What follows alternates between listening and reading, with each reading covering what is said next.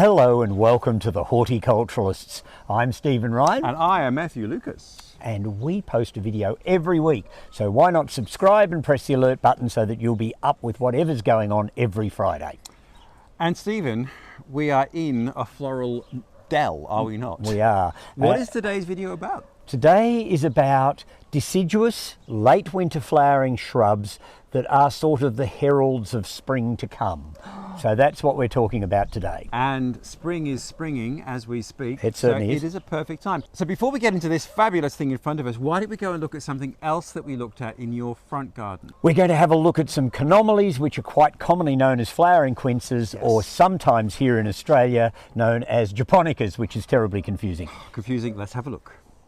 Flowering quinces, Stephen, I love them. I really associate these with Melbourne, funnily enough, because I grew up in other places. Yes. And the first time I ever really saw them en masse was in Melbourne. Yep, they're a very popular garden shrub around Melbourne. One could almost say too common.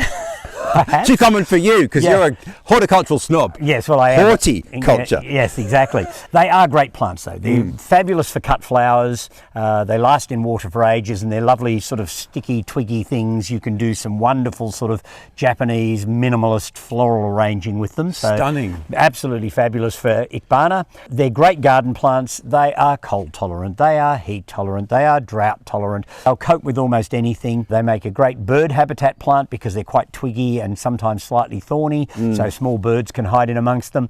And I do see them as a fabulous group of shrubs for hedging or just as individual shrubs in the garden. And you've got everything from the pure white Nivalis behind us, through different shades of pink, right through until you get into the scarlet and orangey colours. Now, I called them flowering quince, but what is their botanic name? Well, their botanical name is Chaenomeles. Chaenomeles speciosa and japonica are the two main species that have been used in breeding and finding the different forms. Funnily enough, another common name in Australia, and I don't think this has happened in other parts of the world, we often call them japonicas here. Yes. And that confuses people no end because they think japonica is about this plant. Japonica only means they come from Japan, and lots of unrelated plants come from Japan, funnily enough. And so I don't tend to use the term japonica, even though I get a lot of clients who come into the nursery and say, I want a japonica. This is the shrub I automatically think of, and then later on find out they were talking about something else. So this one is Nivalis, so it's a white cultivar, so it's a form of the species that's been selected, and most of the ones that are around are actually selections or hybrids of those two species, speciosa and japonica. So they are different from the quince of commerce, the fruiting quince. Now, are they related? Because quince trees look very different to this type of They're shrub. quite closely related, and in fact the fruit of some of these Chaenomeles, and many of them do get quite large yellow fruit, can in fact be used to make jellies. Oh, and okay. my grandmother used to make what she called her japonica jelly, funnily enough, and all the family used to fight over it because it's a fantastic jelly. It's really tart and tangy. It's a beautiful jelly. So you can use them as an edible plant as well, and they are quite closely related to the commercial quince, but obviously in a different genus. Yeah. Now, today happens to be the first day of spring. So in the kind of the time span of late winter flowering, where does this group sit in the sort of hierarchy of blooming? Well, they'll still keep going for some weeks yet. So they'll go into reasonably well into early spring. They started about mid to late winter. You get usually 2 to 3 months out of them in flower. So I think they really do pay their way. And the foliage, does it do anything in autumn? Not particularly. Most of the Chaenomeles have pretty ordinary foliage, and it tends to just go yellowish and drop in the autumn. Sunlight versus shade? Well, they'll grow in full sun, and they'll cope with 45 degrees on the Celsius scale and a howling northwesterly which is wind. 110-ish Fahrenheit. Yeah, so, hot. Yeah, so an established plant will cope with that. They'll still grow quite well in semi-shade, although they tend to be a little more open and airy in those spots. Now, this is the thing that I have noticed with a lot of these plants is that they are pruned. There's quite a pruning regime. So what do you do about that? All right, well, what I would do with my plants generally is, well, I try and control them as width-wise. Mine's right on the edge of a driveway, so I have to keep it back so I can actually drive up the driveway. But it's a matter of going through and removing some of the older spent canes on a regular basis. You don't have to do that. I mean, you can actually trim these as a formal hedge and just leave the woody framework in place. Now, so, you know, with many flowering things, it's the new growth that blooms or it's the old growth. So would it matter if you pruned this? Are you going to affect its flowering capacity? It flowers along the wood it produced in the previous season mainly. So if you look at this plant, you can see the growth that came from last summer is the growth that's actually flowering now. I see. You know, so that's the growth that you want to keep, so you don't want to completely get rid of it. But if you are trimming it like as in a hedge, then you'll have shorter but branchy pieces, and it will still flower really well. Quite densely, actually. Right, you'll end up with a Ah. white or pink or red mass if it's trimmed as a hedge. Talking of colour, we have another one just there. Let's go and look at that colour. All right, what a good idea. Now this one, Stephen, and as you can see, it is planted right next to the white one. What a beautiful contrast. Yes, I do like red and white in the garden together. Yes. So this is one of the red flowering Chaenomeles. I'm not quite sure which cultivar. They do tend to be somewhat muddled up in this country, so it can be hard to be sure of what you've got. Apologies for the cockatoos going crazy. Yes, which they do here all the time. A couple of points I'd like to make though. Yeah. You'll notice that this one is probably about 1.5 meters, pushing on to 2 meters. It is. And it's fully grown. Much shorter than its white neighbour. Yes, the white neighbour grows substantially taller. That's sort of 3.5 metres or more. So if you were going to use them as hedging, I would certainly recommend sticking with one cultivar so that you get a more even effect. And if you're planting them in the garden, you do need to know the heights that they're potentially going to grow to so that you can allow space appropriately for the different ones. And finally, I'd like to mention both of these are single flowered ones, so they do have potential to produce fruit. But if you do buy a double flowered one, because there are many that have extra petals inside the flower, you're very unlikely, if at all, to get fruit on those because they're sterile. Oh, I was going to say, why is that? Because they're sterile. Yeah, exactly. Because the doubling of the flower is generally the stamens being turned into petaloid structures, so therefore they lose their potential Oh my to goodness, pollinate. this is like Blade Runner, goodness me. Yeah, so there you go. So there's one of the opposite end of the spectrum colour-wise. Well, late winter deciduous flowering shrubs, these are a favourite of mine and it's absolutely beautiful. And I like them too, that's why I've got them in my own garden. There you go. All right, well, let's see what else we have. What a good idea. They really are a beautiful group of plants and seem to do very well in Melbourne. They do. They love our Mediterranean style climate. They'll grow in almost any position in the garden, and they're just so giving. And as they're so giving, there is another one, is there not? Yes, and we've got a little bit of a story to tell about yet another variety of flowering quince. Let's go and have a look. All right, this is a really pretty Chaenomeles that could or could not be something I've just named. A friend in the nursery trade was selling this as double cream, which doesn't make a lot of sense because it's double but not really cream. It starts off almost white, then it gets a blush of sort of peachy apricot through it, and occasionally, although it's not showing it at the moment, it gets a little red flare occasionally in the flower.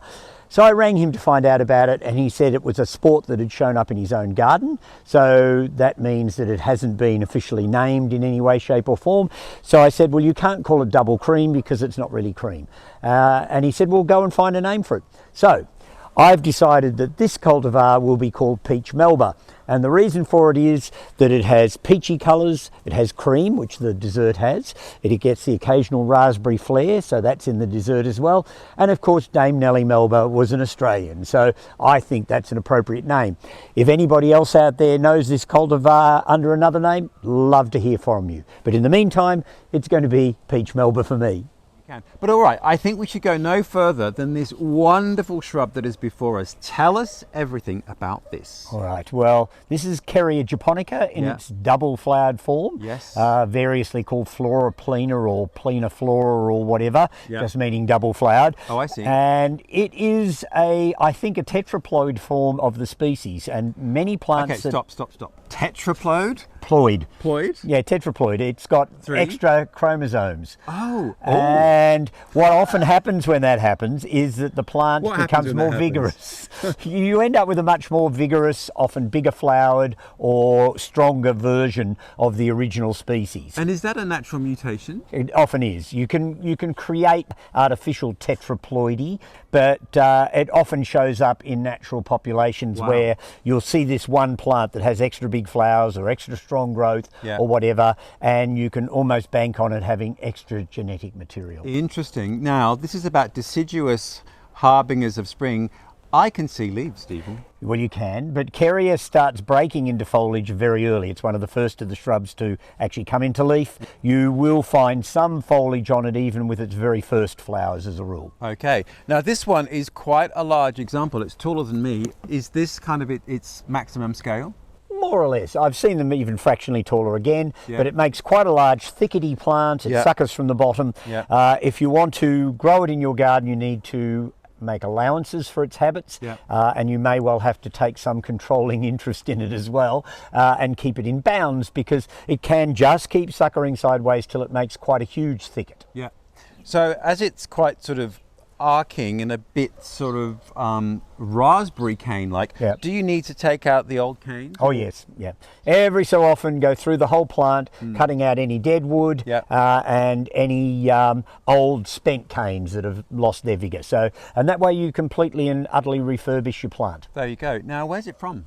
Well, the Kerria is Asian. It grows in Japan and parts of China, and it really is a very useful plant. I don't actually know whether the double tetraploid form arose in the wild or whether it's something that cropped up in cultivation. It could be either. Interesting. And it is one of those flowering shrubs that's used a lot in traditional Chinese gardens. Yeah. Very, very beautiful. So, hardiness, sun, water? Hardy. Yes, because I've seen this in my childhood in England. Was it quite popular in sort of the Edwardian period? I'm not Edwardian, but my primary school was, and I'm sure this was in the garden. Yeah, it's one of those sort of oldie-fashionedy plants that sort of pops in and out of fashion as time goes on. I remember it as a very small child being quite popular before the Australian native plant push started in the 1960s here in Australia. And then a lot of deciduous plants from other parts of the world became persona non grata in gardens. So a lot of these things sort of disappeared out of cultivation. They of course hung around in old gardens because they're so tolerant, hardy, easygoing, and so they were still out there even though you couldn't just go into a nursery and buy one. And of course when the fashions move around and people start to realise the value of some of these non-native but very useful shrubs, they've come back into fashion again and people love it again. And it's a very, very beautiful shrub. And coincidentally, you've got another. Yes, we have, and we'll have a look at the wild form of it. Okay, let's have a look now. Okay, Stephen, what is this beautiful yellow flower? This is a plant called Kerria japonica, named after William Kerr, who was in fact a gardener at Kew Botanic Gardens in England, who went out and collected in China, Java, the Philippines, and had this plant named after him. He died in the middle part of the 1800s, and I think he had a rather lovely plant named after him, I have to say. Now, I've seen Kerria before, but never in a single flower like this. This actually, you know, from a distance, you could think it was a yellow jasmine. Yeah, or a little rose or something like that. Actually, it looks very rosy. Yeah, is and it of course, same family? Yes, of course it is. Oh, of course it is. Now, Kerria japonica in its single form is very rarely planted, and it's really odd because the single form is a much lighter area, smaller bush, and in some ways much more elegant than the double version, but the double flowered version is the one that seems to have caught on in cultivation. And so you don't see this single version around for sale, certainly in Australia very often, and I can't say that I've seen it all that terribly often in other parts of the world either. So the double's taken over. There you go, but it's actually quite a large and really striking flower. Now, this is about deciduous shrubs. Stick in mind, what do I observe? Early foliage break. Okay. Yes, this does always come into leaf quite early, so it often has some foliage on it. It does coincide flower with new leaf. Yeah, it does generally because it's you'll get your first ones before much foliage starts to come, but you'll still be getting flowers on it when the foliage is well and truly out. All right. And I'm assuming most of the Kerrias are very hardy. Oh yes, yes, they'll go down to quite low temperatures. They're reasonably drought tolerant, although they love water, so if you can keep them reasonably Make moist. of that what you will. Yeah, well, they grow better if they get added moisture. So although they'll cope with a dry spot in the garden, we've all got to remember that we don't want our plants to cope, we want our plants to flourish. Yeah, so adequate water, nice thick mulch around them. Apart from that, there's nothing much you have to do except enjoy it. It is a stunner. So are there sort of general rules for propagation of this type of shrub? If you were going to take cuttings, is it very much dependent upon the species, or is there a general rule for this type of shrub? It's very species general. Some things will strike very easily from cuttings. Kerria actually is quite easy just to lift divisions. So you can actually dig out a sucker from the side of the plant. And that's probably the quickest and easiest way for somebody to get more plants. So Kerria is probably easiest from suckers. It will strike from cuttings quite easily as well, but of course if you dig a sucker you've automatically got a reasonably well-grown plant. True. Now if you were going to take cuttings, what time of the year would it be? Would you use new growth, old growth? It depends on your facilities. The average home gardener, I would suggest older growth as winter cuttings, but as a commercial grower I tend to use summer cuttings because they'll strike within a very, very short span of time on my hot bed with the fogging and stuff. And we actually made a video about your hot bed, which we'll link below. All right, should we go and look at the next? What a good idea. I think I prefer that single form, I have to say. The flowers are bigger too. Yeah, well, just fractionally. And of course, double flowers don't always make more colour because the doubling is inside the flower. So the actual outside of the flower is much the same in a sense. So you don't get extra. But with this plant, of course, you get a much more vigorous and bigger growing plant. But I think it's actually coarser.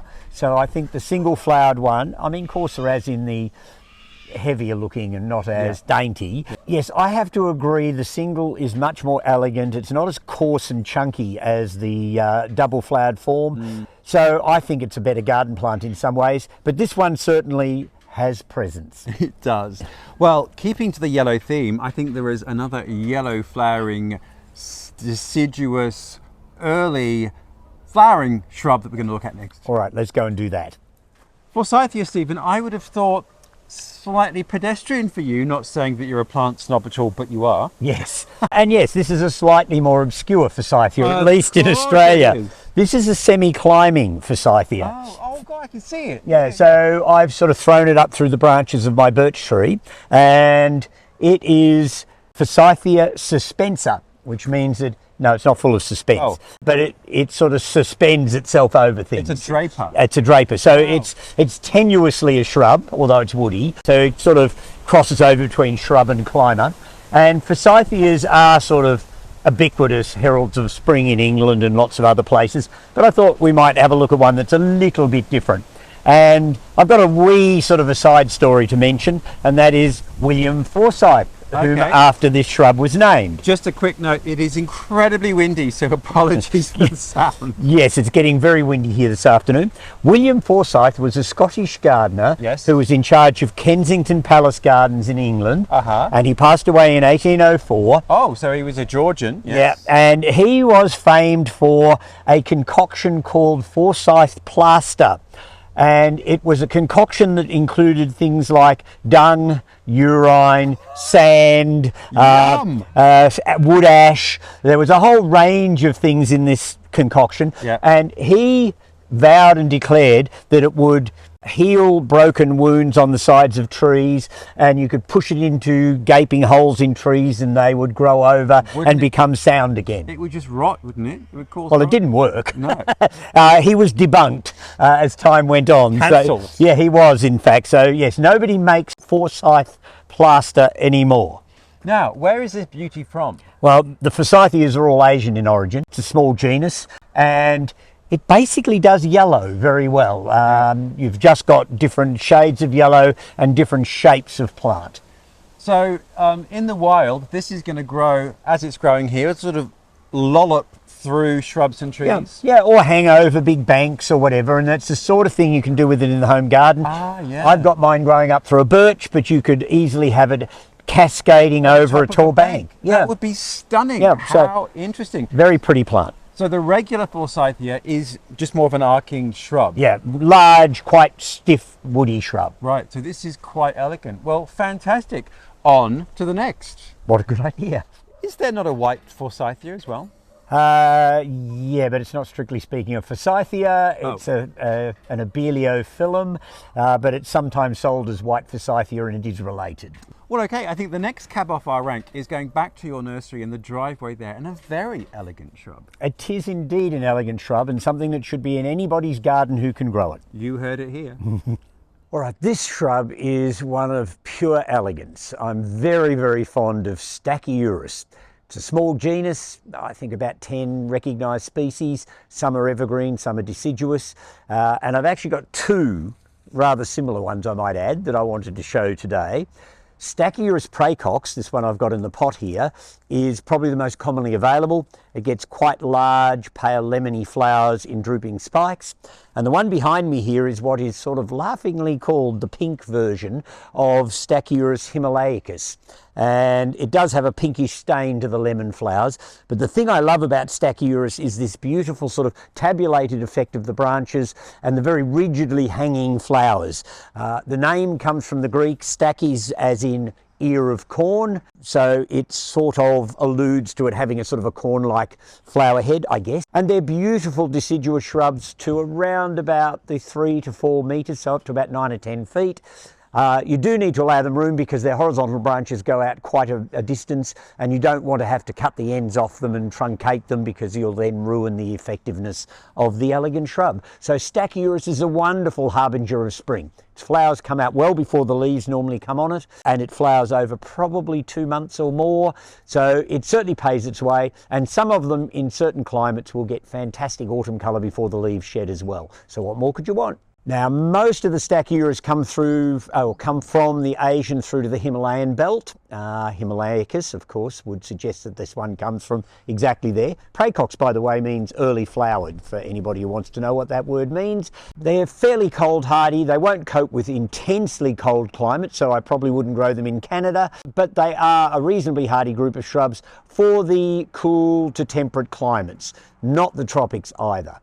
As far as light is concerned, most of them will cope with full sun through to semi-shade, but do keep them out of a spot where they might get hot summer winds. And once established, they're actually surprisingly drought tolerant, so I don't water mine much during the summer. A decent soak once every couple of weeks is probably enough if it's an established plant.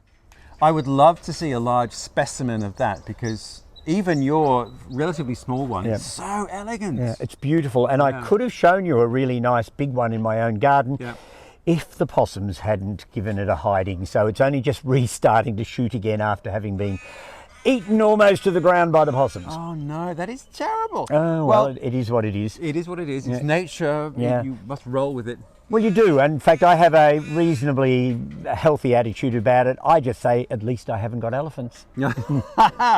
Well, something else that's growing particularly well in the driveway of your nursery is Edgeworthia, the Japanese yellow paper daphne. Indeed. Another great shrub. And you are very, how can I say, strident about people not picking the flowers. Yeah, and we'll explain why. We'll explain why. This is an odd sticky thing. It is an odd sticky thing. This is commonly known as the Japanese paper daphne. Yeah. Edgeworthia chrysantha. Chrysantha meaning yellow. Edgeworthia is named after Mr. Edgeworth. And it's called the Japanese paper daphne because, in fact, the bark... It's Japanese. No, it also comes from other parts of Asia as well, so it does grow into China and things. But in Japan, they used to make paper from the bark, and I believe they used to print the yen on it. So this is a plant that money definitely grows on trees. And it is a fabulous Daphne relative. Okay, now Daphne's famous for their odour. Yeah, this one only has a very light fragrance. I can't smell a thing. Yeah, well, it's probably getting on towards the end of its season as well, so it's probably not quite as smelly as could be. Let's contextualise that. It's the first weeks of spring in Australia. It's September. Yeah. What is the optimum flowering period for this? A month ago. So really late winter. Yeah, really late winter. And it makes a sort of an open, twiggy shrub. There's 3 forms of chrysantha available in Australia, and I'm assuming overseas as well. Yeah. There's the straight form, which I haven't got a plant of to show people. This one is the grandiflora form, so the bigger flowered form. which has heavier stems and bigger clusters of flowers. Yep. And there's also one called Red Dragon, which is sort of a weird orange coloured one. So there's 3 different forms of Edgeworthia available in Australia.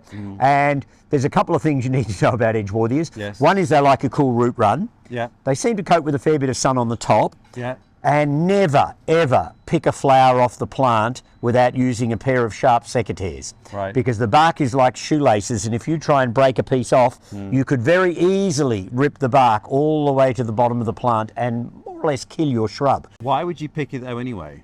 People do. I have to keep a sign in front of mine because people have done that. Sign, like, hands off. Yes, keep your hands off this plant because the management will take your heads off if you, in fact, take the heads off this. Because people will, they'll walk down the driveway, pretty little plant, they'll try and snap a piece off to take with them. And if I ever catch somebody doing it, they're going to be in serious trouble. What are the leaves like? Does it do anything when it's not in flower, or is it totally about the flowering season? Autumn foliage, anything else? Its foliage is long and narrow and a palish green, but not of any particular merit. And it doesn't particularly colour in the autumn. It'll go a sort of a yellowish colour and brown and drop off. It's all about the interesting winter form and its winter flowers. That's why you grow it. And it's quite sculptural. So at the edge, this is on the edge of the driveway to your nursery, and that's a great spot, sort of at the edge of a border. So in winter, when it's quite bare, you're seeing the structure of the branches and these kind of crazy pom-poms. Yes, exactly. So hardiness then, given it's from Japan, China, that Asian region, can it take cold temps? Could it grow in Britain, North America? Yeah, I've seen it growing in Britain and North America, not in the coldest parts thereof, but it would be considered a reasonably hardy shrub. It wouldn't grow down into the tropics though. No, there you go. A very interesting sculptural shrub. On to the next, Stephen Wright. All right, let's go. So there we are, deciduous early flowering shrubs. Now, of course, there are other ones like magnolias. Lots of them. Yeah. I was going to say more common, but let's just say there are many others. Yeah, of course there are many others, and this is just a taste, and it's just to get you sort of started. And of course, you don't want your whole garden filled up with early flowering winter deciduous shrubs. So they are just a component of the garden. But it's interesting though, because when you're planning the seasonality of your garden, good to find things at this sort of early season that aren't just bulbs, because a lot of bulbs at the moment, but not much else. Yeah, exactly. You need things at another level. So they're very good for that. We all need things at another level. Well, Stephen, this has been wonderful. I have loved our romp through the harbingers of spring. Yes. What could we possibly do next week? Oh, goodness knows, but we'll move on seasonally and probably engage with a whole pile of other plants. We will think of something, but if you want to know what it is, do hit subscribe. We post every week on a Friday, so do come along and join us on our horticultural adventures. So until then, see you later. Bye all.